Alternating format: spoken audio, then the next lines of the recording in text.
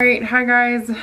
So I figured since I just got back from getting my hair done and I'm almost sweaty and my face is probably all shiny, I figured I would do this right now since my hair is done. That way I can just edit it and post it tomorrow. So this will be my miscarriage video. Just to start with, this will be probably a little bit TMI for some people, and I'm saying that right now so that way you're not surprised when I start talking about gross stuff. I just want to put this video out there for people that have a miscarriage ahead of them, that went through them and want to compare what theirs was like. Whatever reason it may be that you clicked on this video, or for my subscribers that actually want to know what happened. So I guess I'll get started. If you see me looking down, I have some notes so I get the dates right and not all mixed up again. So on September 10th, we had that second ultrasound at which we found out that our baby no longer had a heartbeat, or they couldn't find it. They were trying to explain it in a reason because our baby was still small, so we're guessing, like, we went on September 1st for our first ultrasound, and I was supposed to be, like, according to them, 8 weeks, but due to me ovulating late, I figured 7 weeks, and the baby measured at 6 weeks. So they say that within the week it was still fine, and everything was okay. But the following Thursday, I didn't have any more pregnancy symptoms, and I think at that point I kind of knew, but I didn't want to, like, think that it was real. So that's why I had an ultrasound again the following week, because I kind of tricked my doctors, family doctor versus OBGYN, into giving me another one. So anyway, that's when we went September 10th, and they said that our baby no longer has a heartbeat, which is something, like, the feeling of that is unreal. But I'm not going to get into all that emotional detail too much right now again. Obviously, it was like a shock to hear that, and we kind of didn't think that it was real because it was a different ultrasound place, yada yada yada. If you want to hear more about what happened there, just go back a couple videos.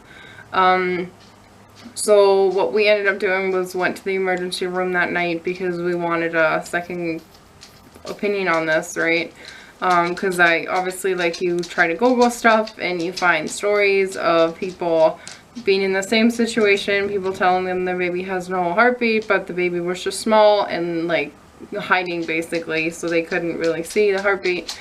Anyway, trying to stay optimistic, but at that point we pretty much knew. So we went to the ER on that Thursday night. They did tons of blood work. They checked my cervix, which at that point was still closed. No spotting or anything. And then they sent me for another ultrasound at the hospital the following day. So we went on September 11th for the ultrasound, and then I had to go back into the actual ER to talk to a doctor about the result. We waited there probably for 2-3 hours until somebody even came and talked to us.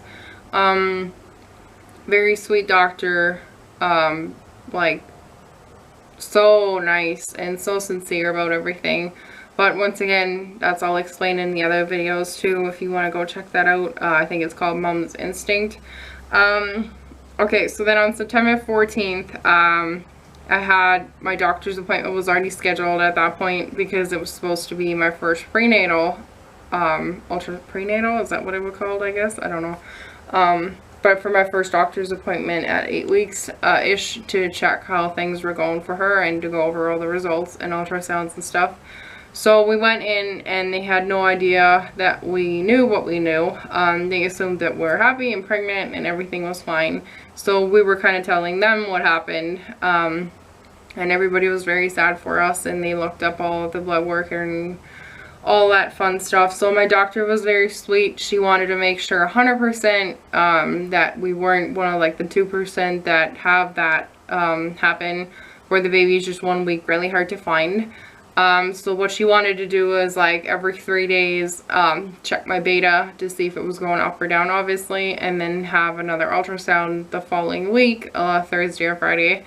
Well, that week, I guess, but a week later from when I had my last ultrasound, to check if baby grew or whatever was going on. So I think I went for blood work the next day. And then, okay, no, what else happened? Okay, so on the 13th then, it must have been, yeah, okay, so from the 13th on, I started spotting. And at that point, like when you start spotting, when people tell you your baby no longer has a heartbeat, that's just like the nail in the coffin, I guess, or I assumed until that point. So that's what I told her, and she was like, obviously with those spotting and stuff, it does seem like a miscarriage, but she wants to be 100% sure, which I found was amazing, because she said she doesn't want to terminate a pregnancy through a D&C or pills or whatever, if there is no need, obviously, because it's not apparently unheard of to have somebody not look hard enough and not find a heartbeat. You think it's a miscarriage and you end it, and it would have been fine. So I thought that was very sweet of her. So yeah, she did all the blood work and stuff, or sent me for the blood work, but I only went once instead of the 4 times I was supposed to in that week, because we went back on the 21st, like a week later, to talk about the whole scheduling a D&C or pills or whatever I wanted to do. And I only went once just because I started talking to a lot of women that have had miscarriages, and everybody warned me that it was gonna like come out of nowhere and be horrible, like labor pain, like some said horrible cramping to feels like labor pain, because technically it is like giving birth, and then literally just having a huge gush of blood that lasts for hours or days even, where people just want to sit on the toilet and have just everything come out. This is where I say to TMI.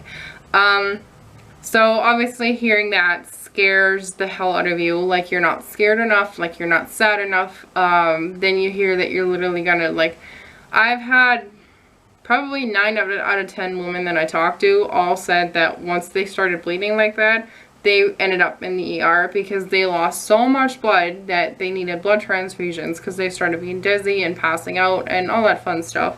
So, yeah. So I was only spotting all week long, but for me, my blood work places are about half an hour away, and it's like highway driving. So after hearing what can happen and what will happen, and obviously I didn't just hear that from women, my doctor told me too, like the gush of blood, the pain, she gave me prescription for like Tylenol 3s and all that stuff. So, obviously I did not feel like I felt fine. I didn't have any cramping. I just had a little bit of spotting. But when you know that that can happen literally any minute, day or night, you do not want to be driving by yourself. So I just stayed home. I didn't do anything by myself. I would go out and get groceries with Matt. But by the time he gets home, like the blood work places are closed. So there was no way for me to go get my blood drawn without risking something happening while I'm driving.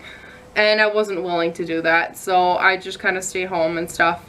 And for that week, on that Thursday and Friday, I think that was the Thursday, I had the ultrasound scheduled. I think it would have been like the, what, 18th or something.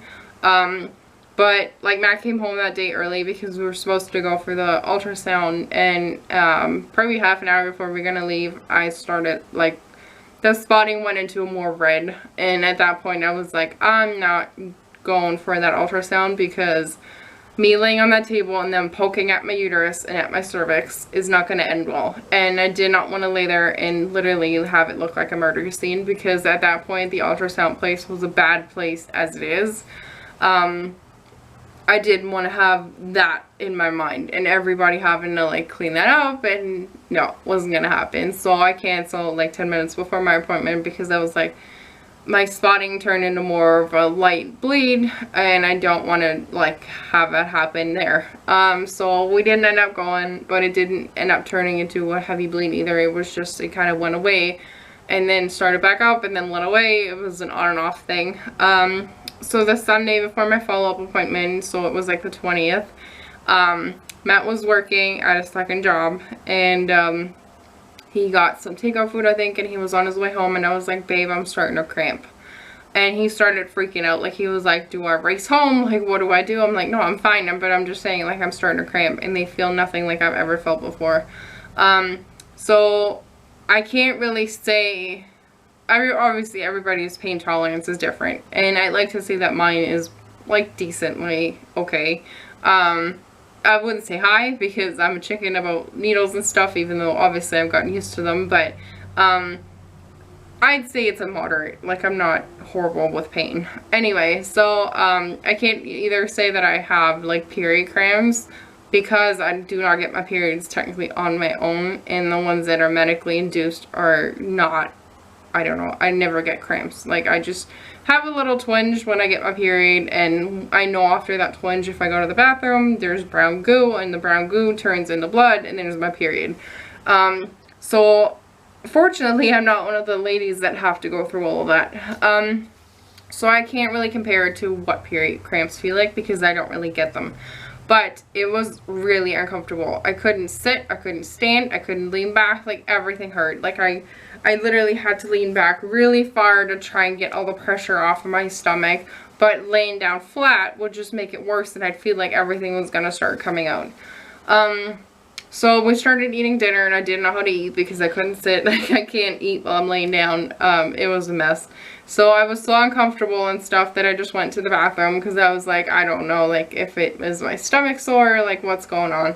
And I had a heating pad on my tummy at that point too. Took ibuprofen, like 2 of them right away.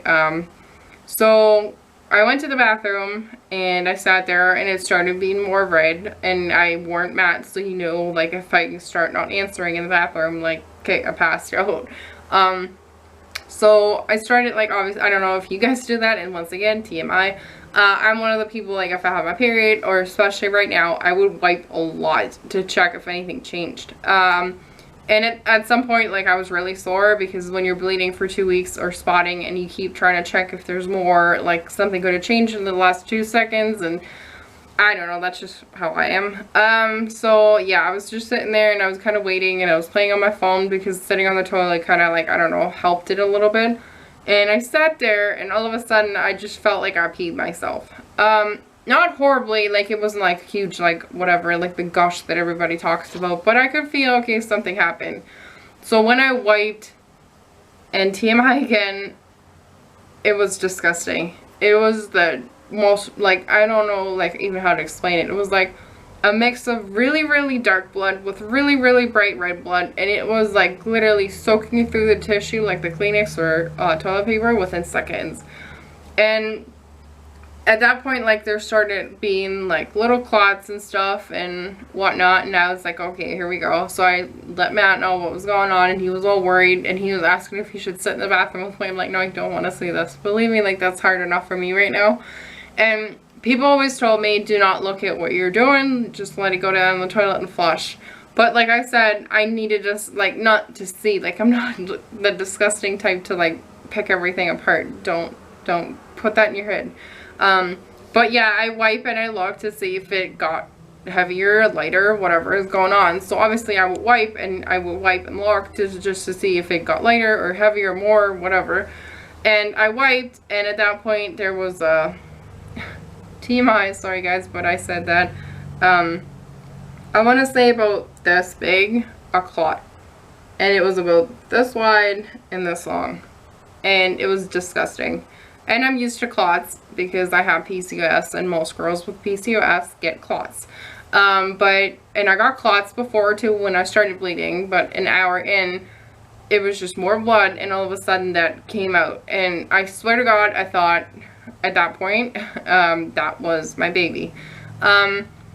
And I was like, okay, that was horrible, whatever. And the cramping let go as soon as that clot passed. So I was like, maybe that was it. And then the cramp, like, the bleeding kind of slowed down. It was just like a regular heavy period. So that evening, the cramping kind of on and off. And when the cramping got worse, the bleeding got worse. And yeah, it was just a bad day. So Matt didn't even want to go to work on Monday. But I went to bed Sunday night and woke up Monday morning, and there was nothing all night. So I don't know what happened there, but anyway. So I went to her appointment, and I told her what happened, and I told her that everything slowed down ever since, and she was like, well, that was probably it. If everything slowed down, like, usually you just have that big gush, stuff comes out, it closes up, you're done. So I was like, oh, okay, great. But the bleeding kind of continued all week long, and it went like spotting to light period to heavy period to spotting, and there would still be clots coming out too, bigger ones that I'm used to, but obviously not as big as that one anymore. Okay, so here, let me go on, blah, blah, blah. Okay, yeah, so on all week long, I think then the Tuesday night, I had horrible cramps, like, but they felt like the pains that I get when I eat something wrong, TMI again. So when I got up in the morning, I figured I would just have to use the bathroom, and I went to the bathroom and I sat down, and as soon as I squatted, I had that same feeling again, and obviously, like, that just went straight into the toilet, which happened a lot. Like, the blood would just, and I've never had that ever, a period that heavy where when you sit on the toilet, there is just blood dripping down in the toilet, like making the toilet literally almost overflow. That's the kind of bleeding that comes along with my miscarriage. Anyway, so that morning when I sat down and I kind of like squatted-ish, I had that feeling, and I looked into the toilet, and here was a clot. I want to say now about this size, and probably as wide as my hand. And at that point, I was like, what the hell is still left in there? So, but after that, like, the bleeding once again stopped, and everything was fine, and it was like nothing ever happened, and the cramping was gone, and all that fun stuff. So, at that point, I was like, great. So there's obviously more stuff left, and this is not gonna stop, and it's just, those 2 weeks for me were an emotional roller coaster, because it was spotting, then bleeding, then spotting, then bleeding. You think it's done, it starts. It's done, starts. Like, I just had no closure, which was horrifying. So I think then that afternoon or whatever, I had another point where I wiped, and it was smaller. But, and this is gonna kind of hurt to say, but I think that's what my baby was, because on that little clot, there were 2 little buds hanging off, and I think that that would have been like the arms and leg buds that would have been there. But obviously it was covered in so much blood, and I'm obviously not gonna pick at it, but that was a defining thing that you could see. So that happened, and then Thursday afternoon, everything stopped. No bleeding, no spotting, no nothing. All of, like, Thursday into Friday night, every time I went to the bathroom, and I went a lot because I wanted to check, and I didn't want to soak her to a mattress. So I went to check, and nothing at all. So Friday, I was like, great, it's over, 24 hours, nothing happened, no spotting, no anything. And I was like, okay, awesome. Like, Matt was all excited, and so I went to the mall, because I had to get a picture taken, and, I was walking around. I went into La Senza because I was like, okay, I stopped spotting, we're gonna have to start trying again. I want to start feeling good again, and the only thing that makes me feel good is lingerie shopping, because it's the only thing that makes me feel sexy and that fits, because I am a bigger girl. Anyway, so I went into there, and then I had like a price tag shock, because bras lately apparently are running 50 bucks and higher. So that was kind of a shock. So I walked around and texted Matt. I was like, maybe I'll get something sexy, you know. And then I walked around to Bootlegger, because I was like, I'm not buying a $50 bra. And I walked around to like Bootlegger and stuff, and just through it was like it's like a tiny little mall compared to all the other malls that we have. So I walked to the other end of the mall, and as I'm standing there, and I picked out 2 shirts that I bought, and I'm standing at the till, and as I'm standing at the till, I literally peed myself again. And I started freaking out, because at that point I just had a thin, just a thin pad on, not like the ones that are made for that. So I'm like, okay, trying to pay fast, and it just kept on going, and I'm like, oh great. So I ran, well not ran, but I tried to walk as quickly as I could without feeling like everything was gonna like drop down my legs, to the bathroom, which was all the way at the other end of that mall. And I got to the bathroom, and I sat down, and I looked into the pad, and everything was covered in blood, horribly. And Matt just got home. So it was enough. Don't. It was horrible, and I sat an hour in a public bathroom by myself, just draining. Like, I'm not kidding. It was the worst bleed I had yet. It was the worst, like, spotting and like clotting that I've ever had in my life. And I was scared because I was by myself in a public bathroom. Like, who do you ask for help if you pass out? Like, what the hell? Sorry. So anyway, and then after that, nothing happened. So on the following Sunday, we had intercourse, and our doctor told us not to, but if you've gone through a miscarriage, you're closer than ever, and you want to deal with it. Like, you just want to be together, you know what I mean? So we did, and it happened a couple times. So that scared me, because after that, I was spotting again a little bit, and then it went away right away.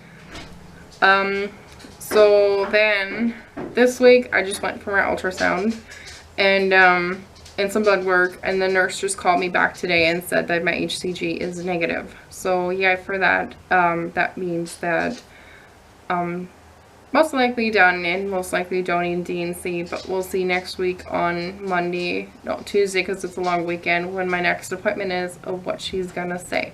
So fingers crossed everything's gonna go well, and don't need anything else, and I hope that's it, and I'll update you guys next week for when my doctor appointment is over. Alright, I'll see you guys soon. Bye.